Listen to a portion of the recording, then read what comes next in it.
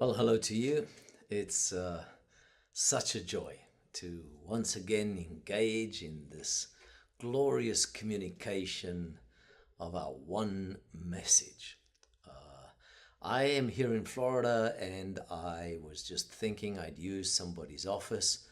And as you can see, they've been writing on the wall and thought, well, if my session becomes boring, at least you can try and figure out what's on the wall.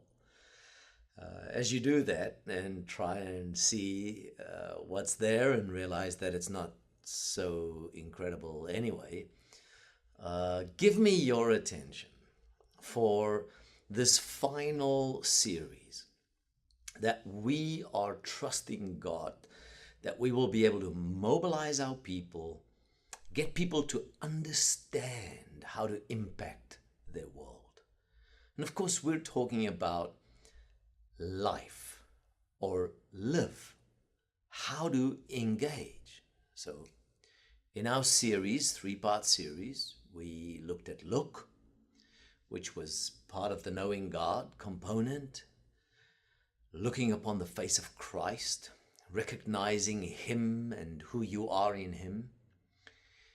And then we engaged in love, living beyond yourself, loving people, living in such a way that your life makes a contribution to touch and affect people in this incredible kingdom life. Now we're talking about impacting our world.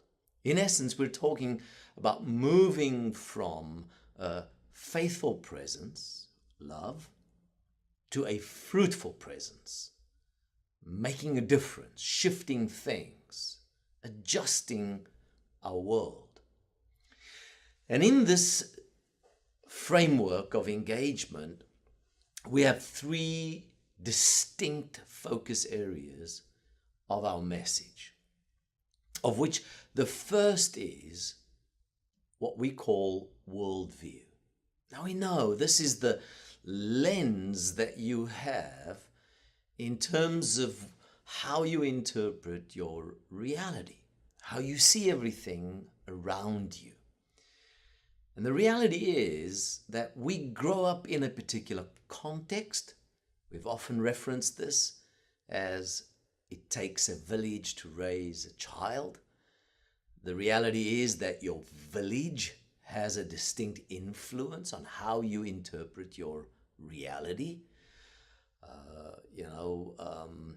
Your world determines your worldview. And if you grow up as a Christian, but in a secular humanistic environment, that so affects the way you think. It permeates your thinking process, and you interpret reality, then not necessarily from a Christian mind, but from a secular mind. And you try and balance these two references of being a Christian, but at the same time living in this other reality with that way of thinking. I often reference it here in the US when I speak to them and say, how crazy is it that here in the US they play their football with helmets on. And then they ride their motorcycles without them. And they think that's the way it should be. But we all know that's wrong. You should play your football without a helmet and ride your motorcycle with one, right? And so that's determined by your village, your world, your context influences the way you think about life. And we know that it goes far beyond just football and helmets. It's about interpreting every other dimension of our reality. And so on the notes, you will see that I lead with this thought where we make this statement: genuine Christianity is a way of seeing and comprehending all reality. Christianity, in essence, is a world view. Christianity is not just you giving your life to Christ so that you can somehow qualify for a place called heaven. We've often said that the reward of Christianity is not heaven. The reward of Christianity is the Christian life, which starts with the rebirth and the sense that you've been forgiven and justified so that you can live in relationship with the Father and at the same time be led by the Holy Spirit into the fullness of the life of Christ. That is a worldview, a way of interpreting all reality. Now, John 1, from verse 1 to 14, it's very interesting how John opens up that gospel when he thinks about Christ. And he recognizes that he was the eternal Logos, the author, the construct of all reality. In the beginning was the Word, and the Word was with God, and the Word was God, and this Word became flesh and dwelt amongst us, and we were privy to how a life, a human life, could give expression to this otherworldliness, this new way of living. The way Jesus lived was so different. The way he spoke was different. The people around him said he speaks as one that speaks with authority. The way he engaged challenges was different. He was never fazed by it. He was never anxious about it. He always sensed as if he knew that he would master this because God, the Father, and him are one. God is with him. The way he engaged people was so different.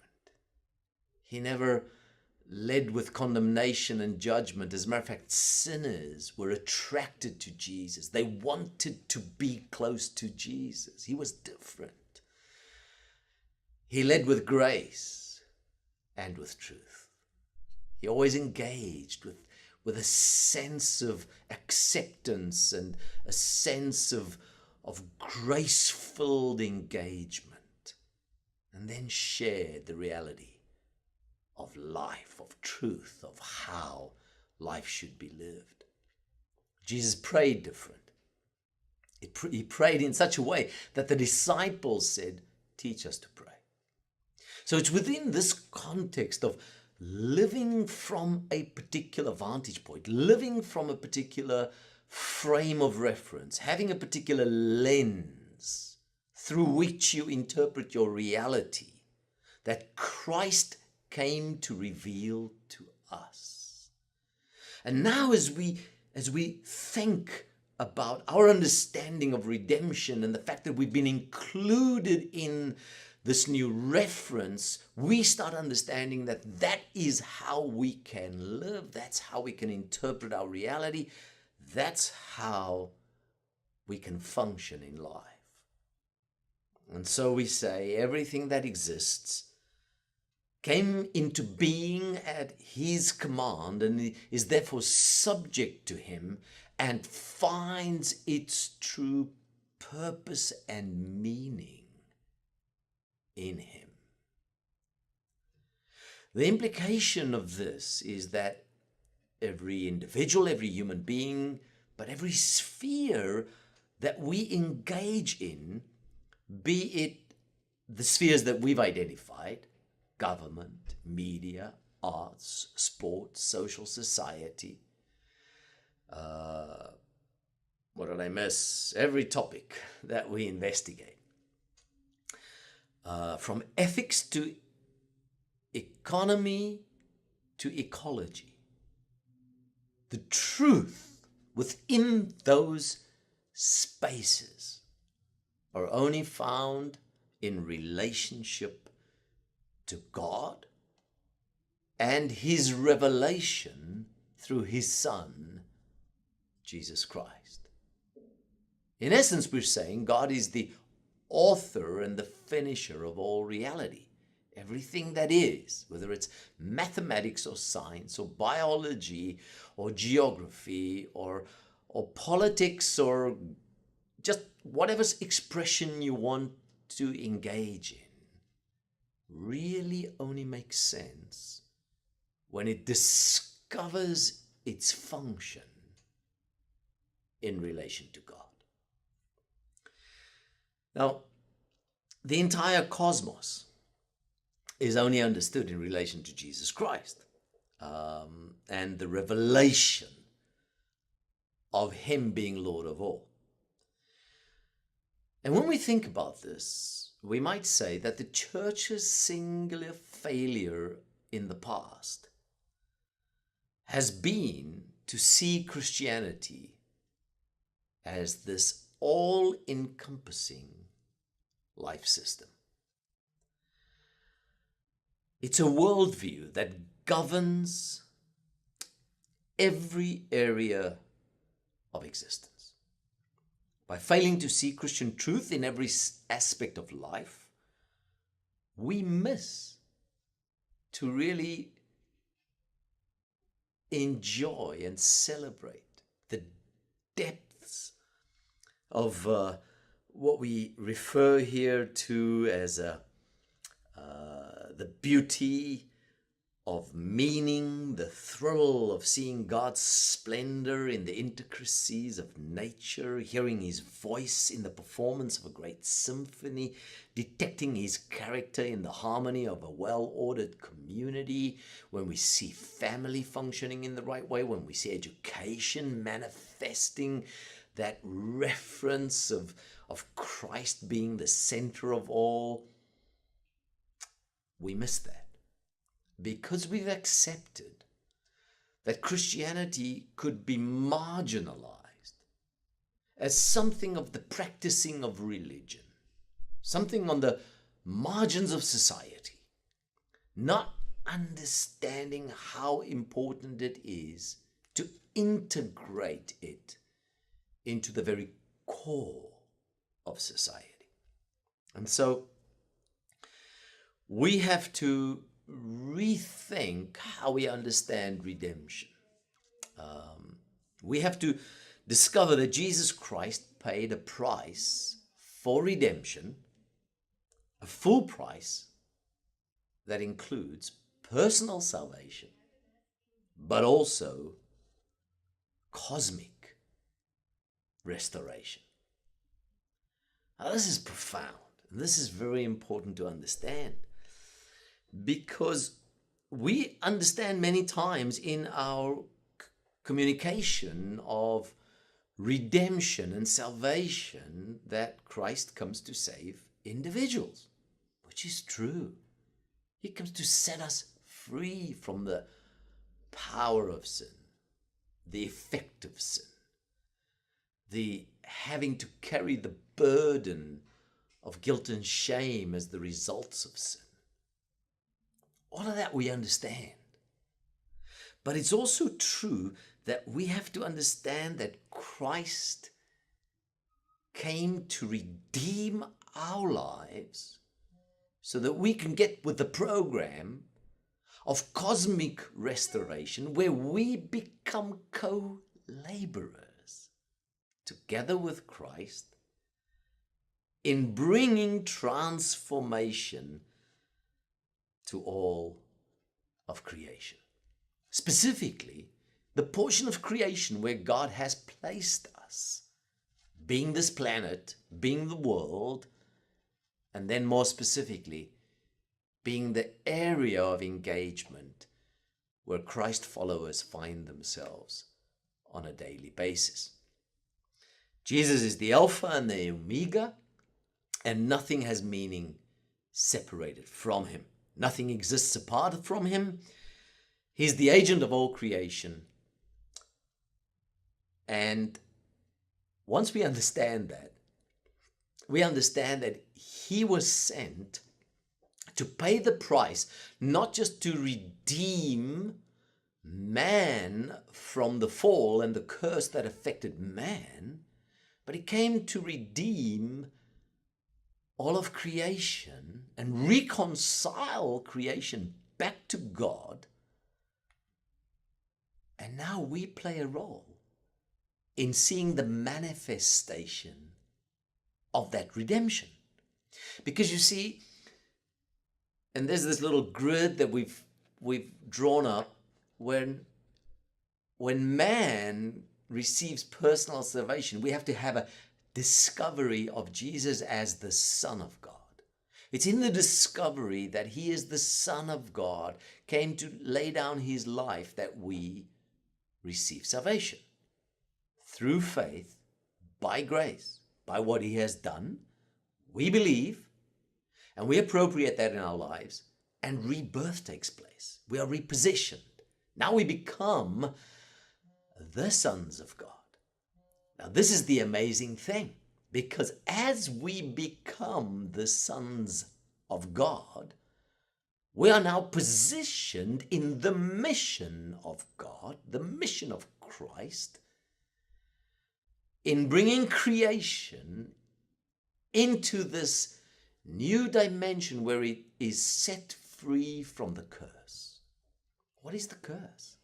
The curse is this framework of living outside of God's influence, of Christ's rule and reign in every sphere of society. And now all of creation yearns, Romans 8 says, for the revelation of the sons of God. Listen to what the Bible says to us in Colossians chapter 1, verse 15 right through to 20. And I'm reading this to you from the New Spirit-Filled Life Bible that has my name on it and Doxadea's logo. Old school. In Colossians 1:15, it says, he is the image of the invisible God, the firstborn of all creation. That word firstborn is the word proto, and we know we get our word prototype from that, which means he is the original specification of all creation.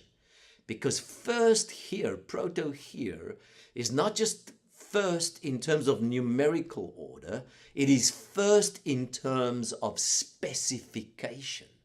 By implication, all of creation finds its specification. He's the prototype, and everything afterwards only makes sense if it is aligned back to the prototype. If we're building motor cars, there is a prototype, and we can only sign off on the end of the assembly line that motor car that resembles exactly the original prototype. And so if we understand this, Paul is trying to get us to understand Jesus is the author. He is the proto of all of creation. By him all things were created that are in heaven and that are on earth, visible and invisible, whether thrones or dominions or principalities or powers. All things were created through him and for him. And he is before all things, and in him all things consist. Just listen to the repetitive nature of the all things concept. All things. And he's the head of the body, the church, who is the beginning, the firstborn, once again, the proto from the dead, that in all things he might have preeminence, that we might model after him. We are not the first, we're the second and third and fourth. He's the firstborn. Remember that. Until the cross, Jesus was always the only begotten. Now he's the firstborn. Why? Because he's first in a lineage in which you and I have a number, because we're part of this. And we model after him, and as we model after him, we become the instruments of grace for all of creation to become what God intended it to be. It says For it pleased the Father that in him all the fullness should dwell. Now listen to verse 20. Here's the crunch. And by him to reconcile all things to himself, by him, whether things on earth or things in heaven, having made peace through the blood of his cross. In some translations it would say, having reconciled all of creation. All things are reconciled back to God. So when man fell, a curse came onto creation, and now through redemption, we not only see that salvation for man has been established, but the reconciliation of all things, the redeeming of all things, is now established as part of redemption. It's interesting, in John 1, verse 1 to 3, it says, in the beginning was the Word, and the Word was with God, and the Word was God. He was with God in the beginning, and through him all things were made. He was there in the beginning, and he's now part of the restoration at the end. Without him, nothing was made that was made. Unfortunately, many Christians, or even most Christians, don't always function from this biblical view of Christ being Lord of all spheres of society. But they have a cursory knowledge of the Bible and some pet verses that they recite only for personal, emotional well-being. And maybe even for eternal salvation. But this limited, this fragmented view of the gospel and of Scripture has resulted in believers acquiescing to secular humanistic views in all practical matters dealing with life and the stewardship on earth. And this leaves the church then relegated to dealing with matters of religion and so-called spirituality that have become, in essence, irrelevant to mainstream society. And consequently, we have a lot of Christians, now listen to this, serving in secular society, and numbers of people attending Sunday services, while our culture continues to reflect and slide in that direction, a humanistic, secular worldview, which brings us to this understanding. We need more Christian thinking, not just more Christians in societal leadership, because we have them there. There are so many Christians in places of influence, of places where decisions are made, places where our world is formed, but they don't know how to think with a Christian worldview.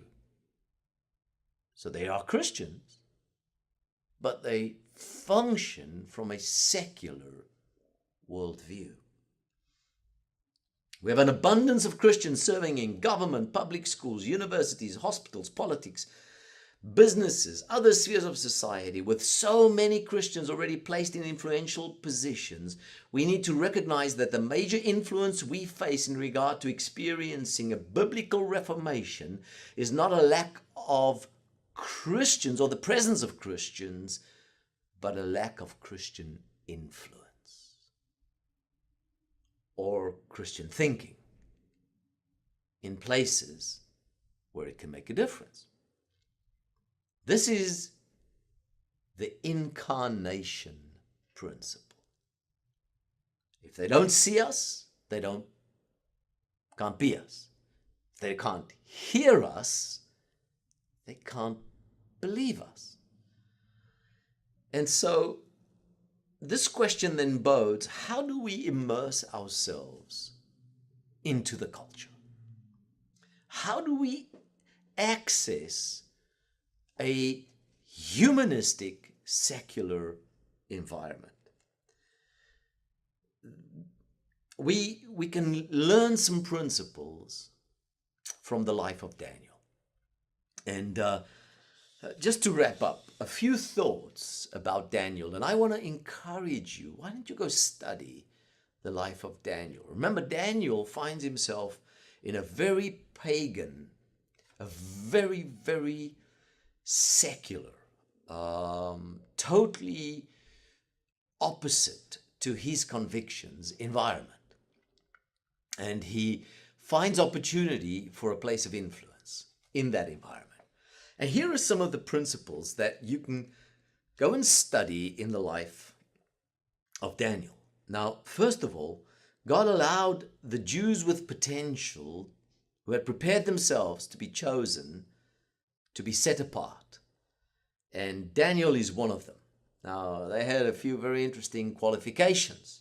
A good appearance, maybe that's the problem with some Christians. But they showed intelligence, listen to this, in every branch of wisdom. They were endowed with wisdom and understanding and the ability to serve in the king's court as his advisors, the highest political positions. These were smart individuals.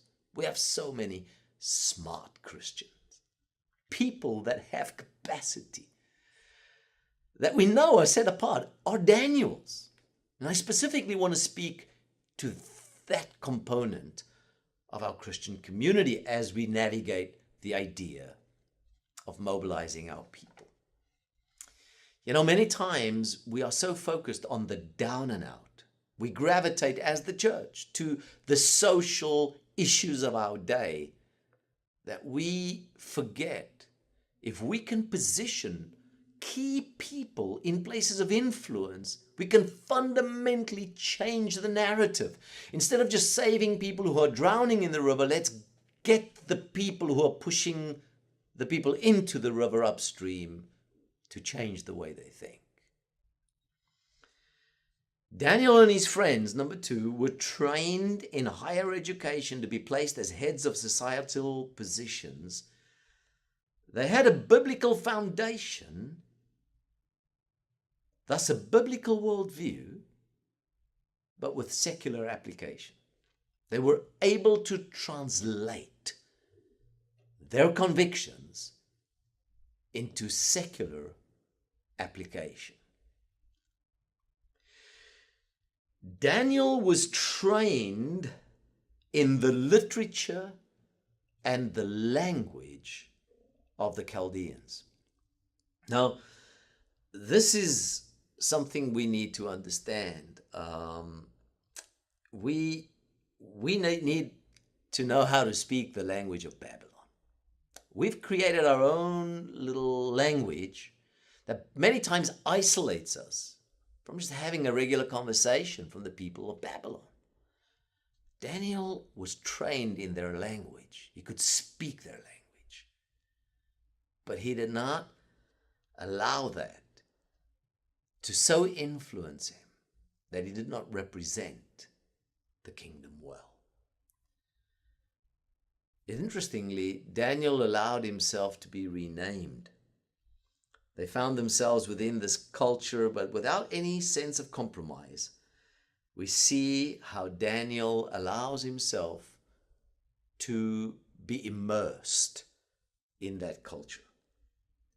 But here's where the key lies. Daniel did not compromise his faith or his internal identity. And we see how many Christians many times identify with all that we've said above, but on this point, they find it difficult. Daniel proposed in his heart his commitment to what he knew what was right and engaged the secular with grace.